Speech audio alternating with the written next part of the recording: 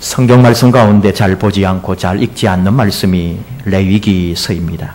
레위기를 어렵다고 생각합니다. 또 아니면 지루하게 느끼기도 합니다.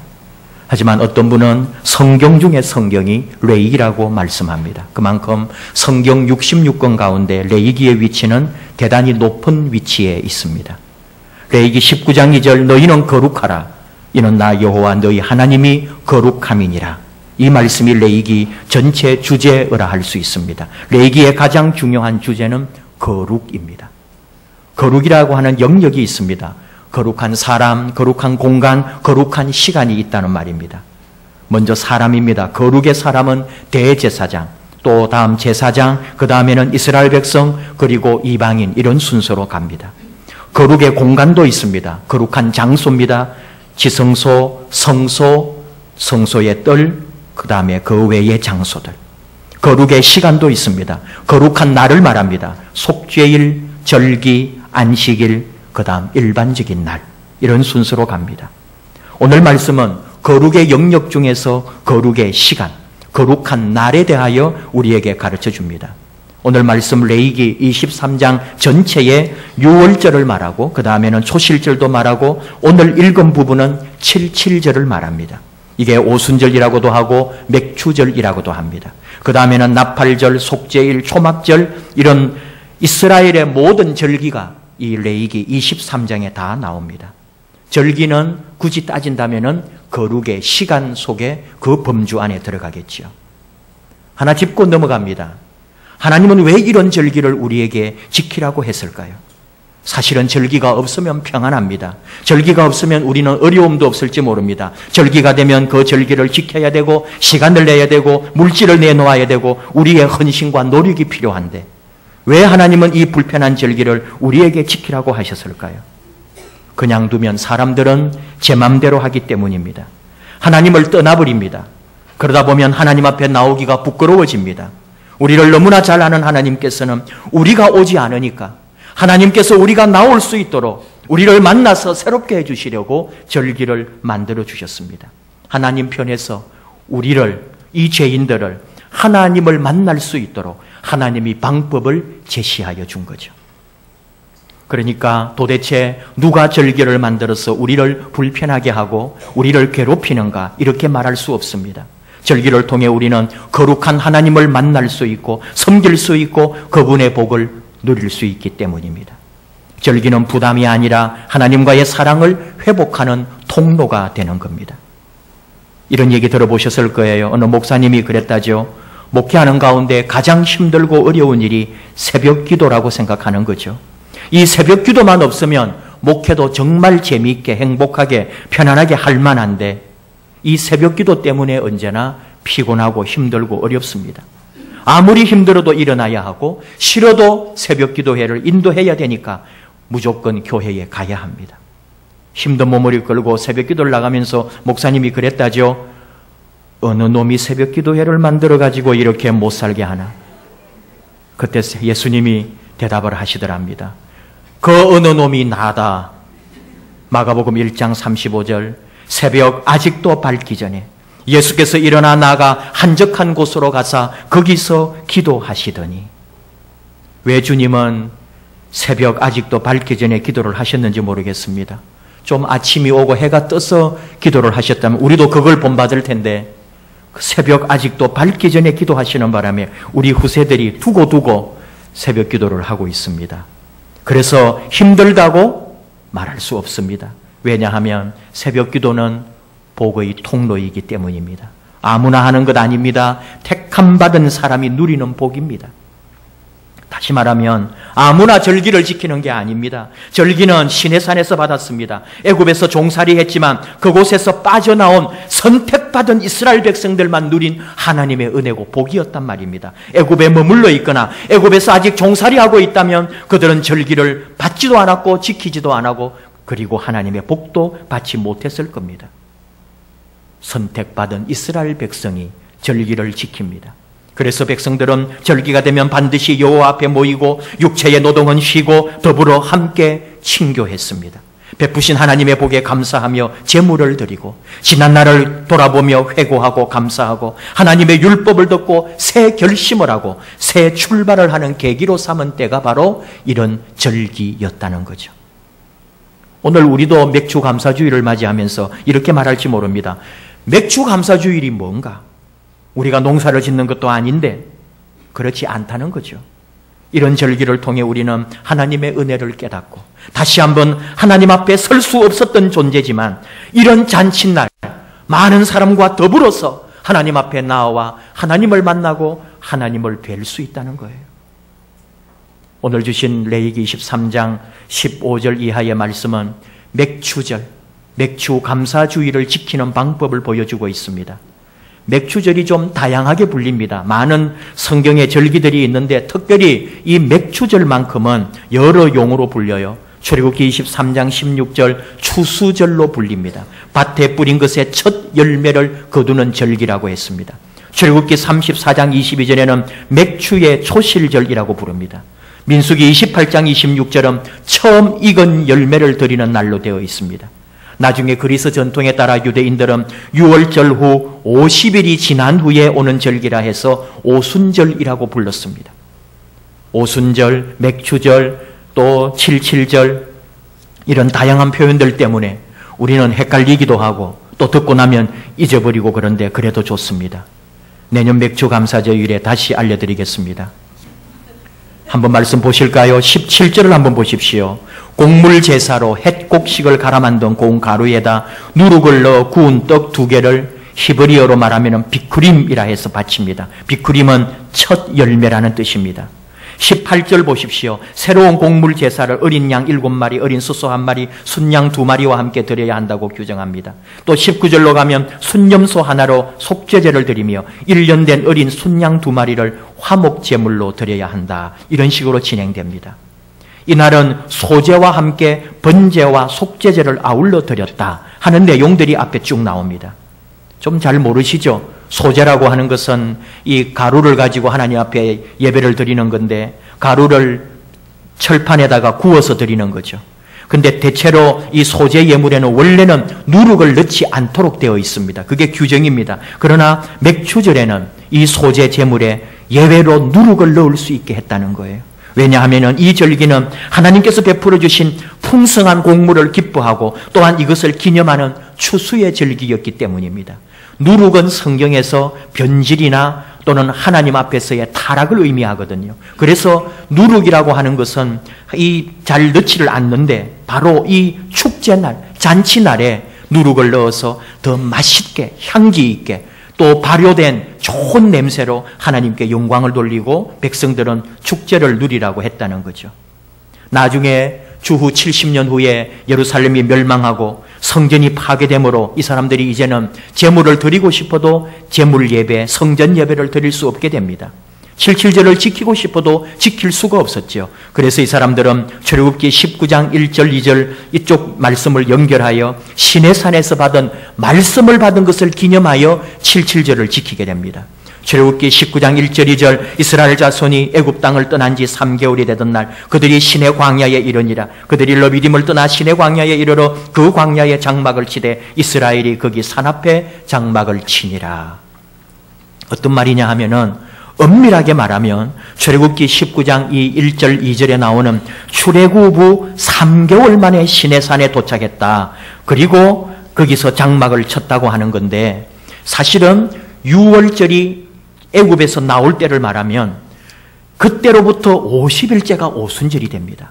그런데 3개월이 지났으니까 훨씬 이후입니다. 그런데도 이스라엘 사람들은 그 77절을 이제는 자기들이 성전 제사를 지낼 수 없을 때에 바로 출애굽해가지고 시내산에 장막을 친 날로 자기들의 77절을 지켰다는 것은 이게 바로 하나님이 그들에게 처음 내려준 율법, 하나님이 그들에게 처음으로 주신 말씀, 이것이 바로 하나님 앞에 열매로 올려드리는 것으로 받은 거죠. 자기들 나름대로 역사 속에, 유대의 역사 속에 역사를 재해석하고 하나님에 대한 신앙을 회복하려고 77절을 이 시내산에서 말씀을 받은 날로 자기들 나름대로 상징화했다는 말입니다. 오늘 우리 신약의 그리스도인들은 이렇게 또 영적으로 봅니다. 오순절이 마가다락방에 성령님이 임재하잖아요. 사도행전 2장을 통해서 보여주는 말씀. 그래서 베드로가 바로 그 오순절 기간에 나가서 설교할 때에 성령님이 예루살렘에 임하게 되고 3,000명이 회개하고 예수 그리스도를 믿게 되는 역사가 나타납니다. 오순절은 성령님이 무한대로 풍성하게 임한 날. 시내산에서 하나님이 오셔서 모세를 통해 토라 율법을 전해준 것처럼 예수님 성천하신 후에 오순절에 베드로의 설교를 통해 바로 그 예루살렘에 성령님이 임하셨다는 거예요. 성령님은 율법을 대체해 주거나 보완하고 베드로는 제2의 모세라고도 할 수 있습니다. 유대교는 모세 이외에 어느 누구도 제2의 율법을 만들 수도 없고 제2의 모세도 나올 수 없다고 말합니다. 그러나 우리는 다시 한번 이걸 영적으로 해석합니다. 우리가 받고 우리에게 임한 성령님처럼 우리가 이제는 제2의 베드로가 되고 우리가 마치 첫 열매처럼 성령님이 오신 것처럼 우리도 우리 안에 있는 성령님으로 또한 우리와 함께 하시는 성령님으로 끊임없이 풍성하게 많은 사람들에게 이 성령님의 은혜를 나누어야 한다는 거죠. 맥주감사주일 또 이 오순절 우리가 지키면서 바로 성령님에게까지 연결하는 것이 우리에게 올바른 믿음의 태도입니다. 맥주감사주의를 지키면서 또 한두 가지 더 의미를 생각합니다. 처음이라는 게 중요하죠. 하나님에게 첫 수확물을 드린다는 거예요.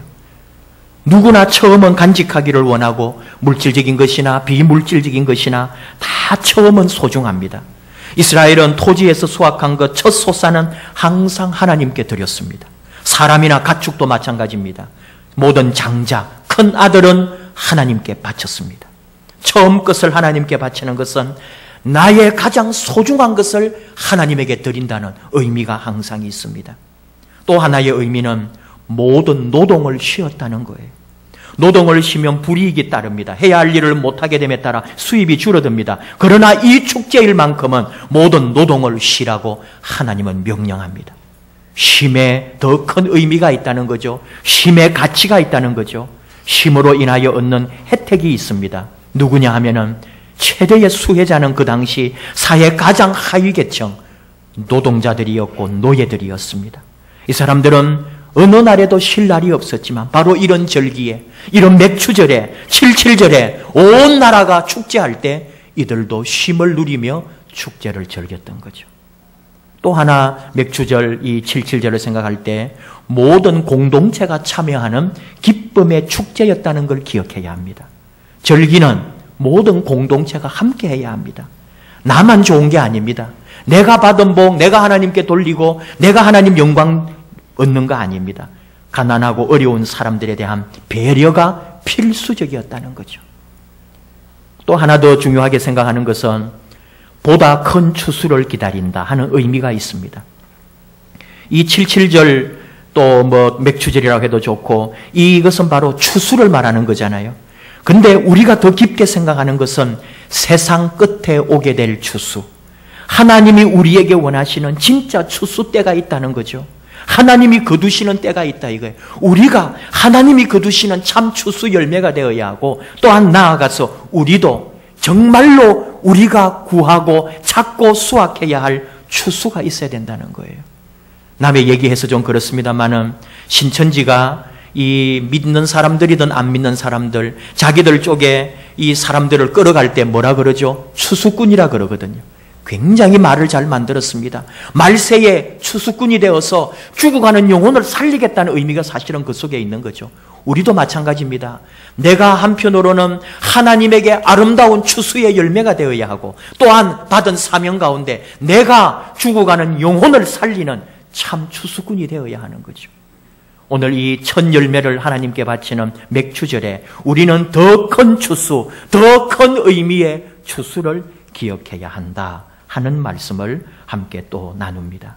더 나아가서 우리가 생각하는 진짜 추수 첫 열매가 있습니다. 유월절, 무교절, 이것은 세상죄를 지고 가신 주님을 의미한다고 하면 어린 양을 잡아서 문설주에 발라 우리가 살아난 것처럼 그렇게 우리 주님이 십자가에서 죽으신 것을 의미하는 게 유월절이라면 바로 이 첫 곡식을 바치는 77절 맥추절은 죽음에서 부활의 첫 열매가 되신 예수님도 보여주고 있다는 거예요. 그러므로 우리는 이 맥추절에 부활의 첫 열매이신 주 예수 그리스도를 바라보아야 한다 하는 의미가 있습니다.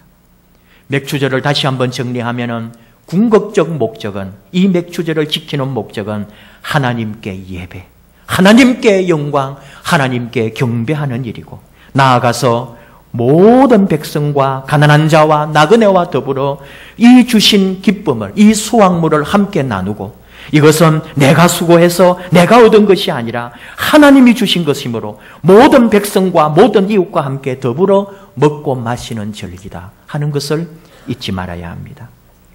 가난한 자와 나그네와 함께 나누어야 한다는 것, 오늘 특별히 22절 말씀 한 번 더 여러분 생각을 해보면은, 너희 땅에 곡물을 벨 때 반 모퉁이까지 다 베지 말며 떨어진 것을 줍지 말고 그것을 가난한 자와 거류민을 위하여 남겨두라고 말합니다. 이 말씀이 나중에 룻기서를 통해 보여줍니다. 이스라엘 백성들이 다른 것은 좀 지키지 않은 것도 있지만 이 밭에 씨앗을 또는 곡물을 남겨준 것, 이것은 대단한 이들의 사랑이었고 하나님의 명령을 지킨 겁니다. 우리가 아는 것처럼 그 룻기에 나오는 주인공 룻이라든지 또는 어머니, 며느리, 나오미, 이런 사람들이 보아스라고 하는 주인, 그 밭에서 수확하고 추수하고 지나가서 거기에 떨어져 있는 이삭과 또는 반 모퉁이에 배지 않은 그 곡식을 베어서 먹고 살았거든요. 이스라엘 사람들은 맥추절이 되면은 그래서 반드시 룻기를 읽고 고백하고 배웁니다. 가난한 자들, 약자들을 보살피고 돌아보라는 말씀으로 이 룻기를 읽는 거죠. 우리가 다시 한번 생각하면은 절기는 사람을 괴롭히거나 힘들게 하려는 하나님이 그렇게 심술 부리는 게 아니라는 거죠. 하나님의 율법은 언제나 사랑의 근거에 있고 사랑하라고 우리에게 주어진 하나님의 주신 법입니다. 너희가 수확한 것은 너의 힘이 아니라 나 여호와 하나님의 은혜로 거두게 된 것이니 이 수확과 추수의 기쁨은 홀로 독차지하지 말고 너의 이웃과 함께 나누어라. 이것이 맥추절의 의미입니다. 하나님께서 이스라엘의 모든 절기를 지키라고 한 것은 그 절기를 지킬 때에 행여 절기의 뒷자리에 있는 상처 입은 영혼이 없을까?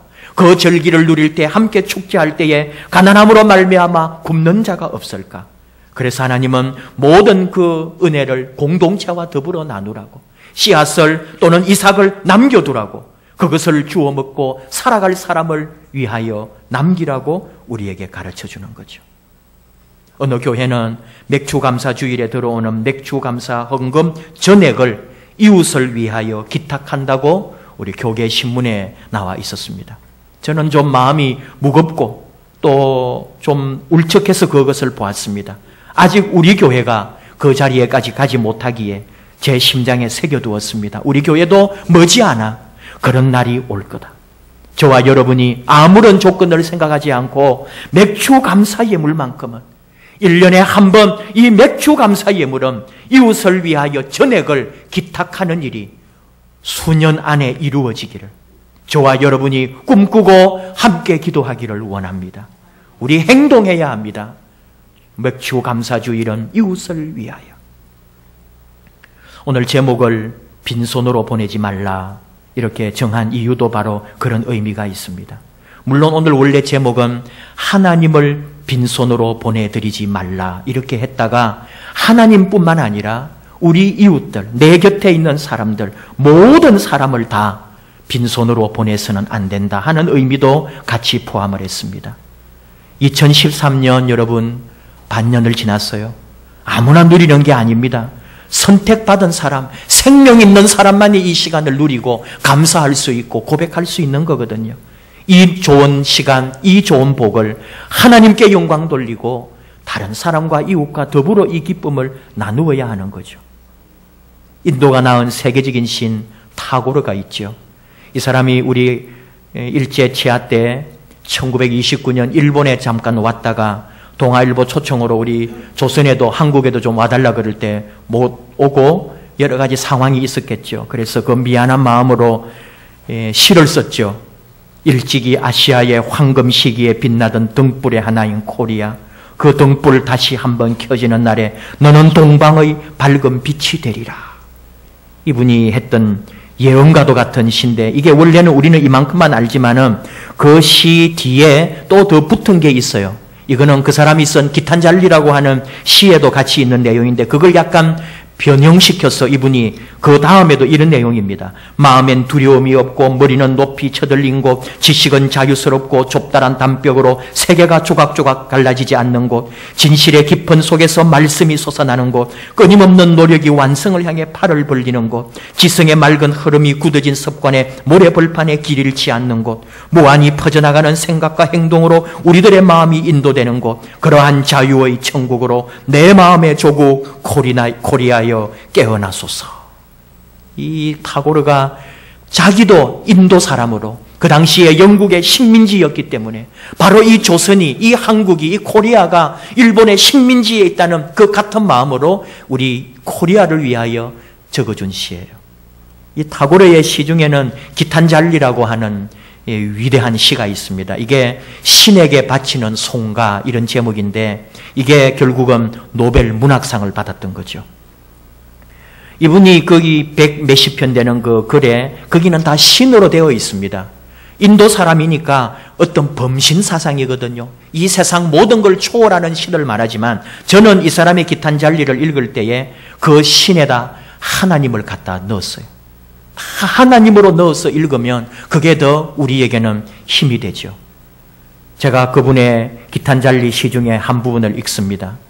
어느 날 하나님이 찾아와 당신의 문을 두드릴 때 빈손으로 그분을 돌려보내서는 안 된다. 내가 이룩한 소중한 업적을 생명의 광주리 속에 가득 담아서 하나님 앞에 내어놓아야 한다. 하나님이 아무 예고도 없이 어느 날 갑자기 찾아와 나의 문을 노크할 때 나는 일생 동안에 내가 이룩한 활동의 유산을 하나님 앞에 바쳐야 한다. 그를 빈손으로 돌려보낸다는 것은 부끄러운 일이다. 이 시 때문에 오늘 이 설교가 나왔습니다. 하나님을 빈손으로 돌려보내면 우리는 부끄러운 거죠. 그것이 물질이든 마음이든 내 수고와 헌신과 열심으로 하나님의 손에 내가 수고하고 애쓴 열매를 하나님 손에 집어드려야지. 하나님 부르시는 날 우리는 그 추수의 열매를 하나님께 드려야 할 겁니다.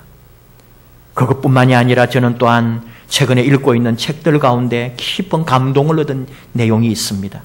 그 책 내용 중에 이런 내용이에요. 친구, 부모님이나 자녀들을 만나면 재빨리 지갑을 열어라. 그렇게 하고 계십니까?